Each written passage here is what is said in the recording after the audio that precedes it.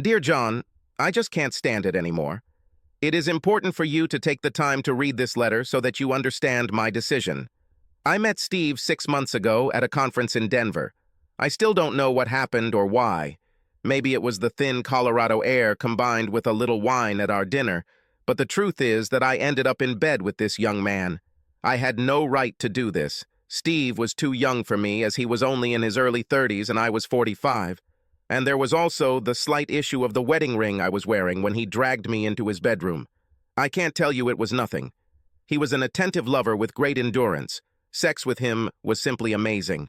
I'm not putting you down because you're a great lover too, but Steve was different. That's why I couldn't let him go. If it had only been one mistake, I could have hidden the truth and learned to live with my guilt while basking in your arms. Memories of this meeting would fade with time. But I was too crazy after that roll in the hay, and I needed more. Steve was completely willing to give me more. By the time you found out about my affair, we had already met 4 times, including that first time in Denver. The glimmer of novelty was fading, and we were going to let it fade. I don't know if this was our last meeting, but it was already too late. I didn't need to tell you about this. I know that my lies about late meetings or going away for the weekend have already doomed me. Now I understand that we knew each other too well. It was impossible to hide what changed our lives so much.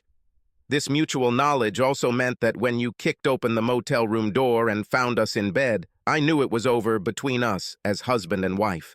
Your face was an open book, and I read disgust, hatred, and great sadness. Seeing you at the door, I realized that the life I loved and adored was over. I watched you beat Steve without surprise. For a few moments, I was scared and wanted you to do the same to me. I'm sure it was justified. But you didn't. You just left me there in that dirty motel room where I belonged. What I didn't know or even imagine was how the children would react. It was already difficult to realize that the person I loved so much now hated me. My shame and guilt were overwhelming, and your rightful hatred crushed me. But my children's rejection was impossible to cope with. I went from having everything to having nothing. I had a loving and caring husband. I had 2 loving children who were already showing themselves to the world. And now, I have nothing left. You are not responsible for my actions. It's all me. Be that as it may, I'm very sorry. I love you and will continue to love you until my last breath.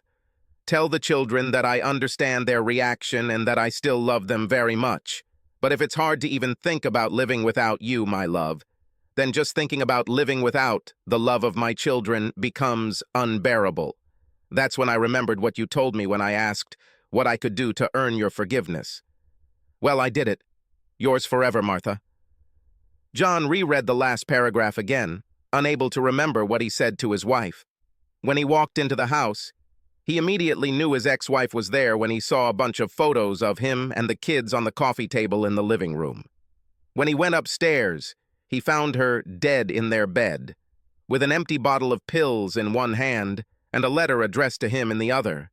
He bent over her dead body, struggling to remember that fateful last meeting, when it dawned on him what she was talking about. Then he said so many disgusting things. He leaned over Martha and heard an unpleasant odor coming from her breath.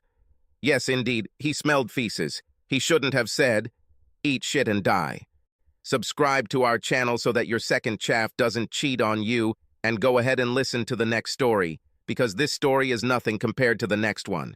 If you're under 18, don't even think about listening to the next one.